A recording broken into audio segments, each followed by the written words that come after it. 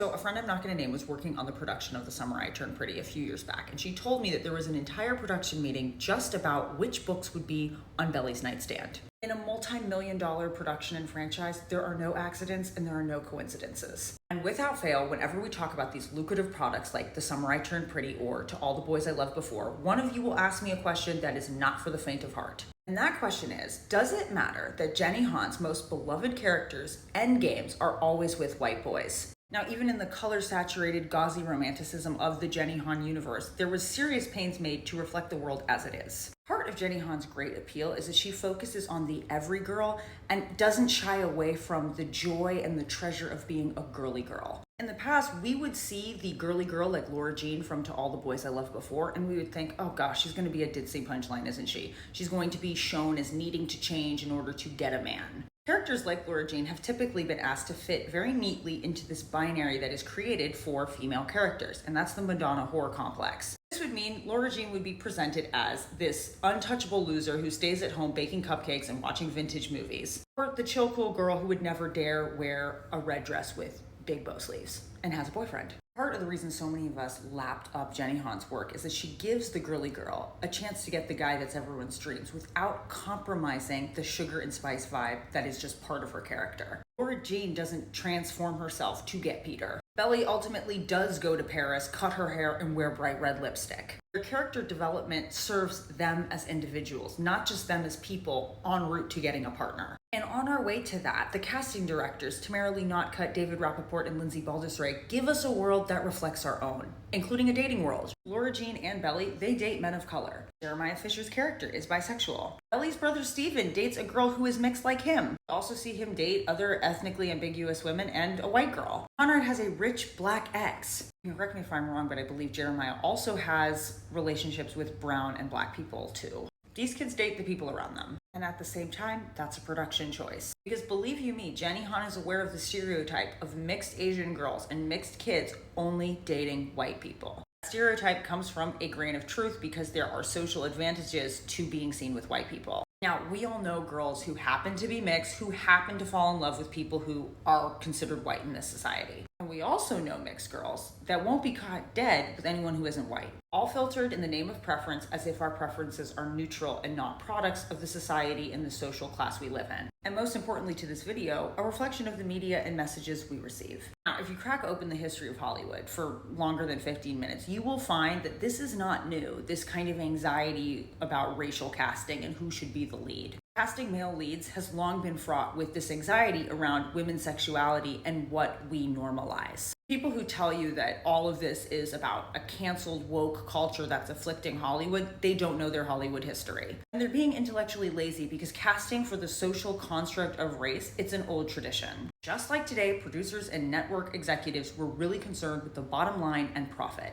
What affects profit, you ask? If you find yourself embroiled in controversy or people in the South don't want to air your show, you're causing a headache for your network. Your product is less likely to be shown everywhere. And for the bottom line to be sweet and simple, you want a product that's not going to have any issues. You don't want your product getting literally canceled off air anywhere. People were really careful about casting the ideal man that wouldn't offend anybody. A man that was okay for everyone to lust after because he was neutral. People of color did pop up. They weren't the romantic ideal. They were tragic, they were brutish, they were animalistic, or they were for slapstick. Characters would also sometimes provide either at best like a learning opportunity for the white people or a brutishness to kill off or an effeminacy to avoid. This is because film and stories, they expand your imagination. They do what laws cannot, which is open minds. They allow us to see the world and each other anew. And for the majority of American history, Hollywood was creating stories in a country that controlled who you could marry based on your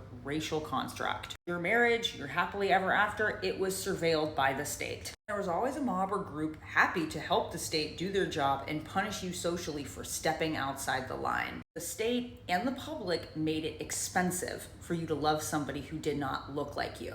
And Hollywood for decades was incentivized to create a lily white world that did not reflect the America we were all living in. The neutral, normal love interest was a white guy, a good-looking white guy. So white guys could be just guys. I mean, look at all the romantic comedies you grew up on. But guess what happens in the 2000s? Finally, a medium emerges that could sustain for a long time a conversation that had been happening for a while: the internet. Perhaps you remember the 2015 hashtag starring John Cho. Perhaps you heard the kerfuffle over John Ambrose being recast as Jordan Fisher. Was this a new conversation? No, James Hong had been having this one for decades. The internet allowed actors and audiences to make themselves heard in a way they hadn't been before. They could talk back to the studios and the network executives. They could tell them exactly what they wanted to see. As streaming services rise, there's this realization that you can make a product once, but stream it in countries everywhere. And guess who the global majority is? Coming back to Jenny Han, I think we have to give credit where credit is due, because her casting has been inclusive and purposeful. Would it be a big deal if one of the endgames was a person of color?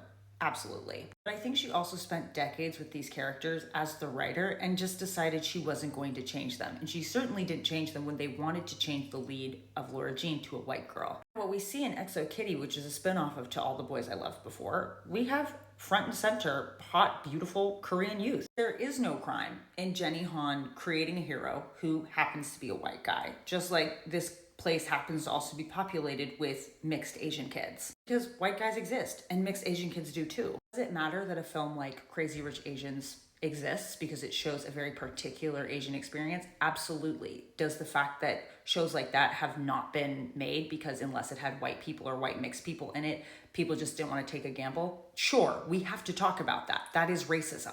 We have to admit that Hollywood has often cast mixed people not as a celebration, but as a compromise. And yes, that is not good. The audience question about the end game always being white boys, it comes from a painful lived experience of realizing that people in your community see dating exclusively white people as a way out of American racism. People have felt the sting of watching themselves finally be represented and then realizing that they're just stepping stones to the protagonist's final white destiny. This is doubly painful because of people's actual experiences on the dating apps or in the dating world, where they're something that's exotic, quote unquote, they're a fetish, they're someone that's good for a while but not down the aisle. Viewers have had the experience of being good enough to date someone's daughter or son, but then watched as the family turned on them when things got serious. That reality, your dating experiences, they are the direct result of a fiction Hollywood chose to reinforce and uphold for decades. Realism of Jenny Han's world has sparked so much in-person chatter. It's the kind of show you talk about at the water cooler. It's a huge part of the show's streaming success and its popularity. Much of the drama itself does come from the fact that we're dealing with people that are from different classes, different backgrounds. It's fair game to talk about those things, not because people necessarily want to recast the whole series. No one is calling for that. No one is asking people to think about canceling the series, just to think about our lives and our dreams and what influences them in the first place. We can't fully know what Jenny Han dreams about, what else she has up her sleeves, but we can say she has centered Asian girlies. She resisted producer pressure to make this show all white. And two things can be true at once. The main products of the Jenny Han universe, they might reflect the neutral dominance of the white boy in romantic shows. This might bring up feelings about the reality that Hollywood has created for Black and Asian people when they are dating. And at the same time, Laura Jean and Belly do not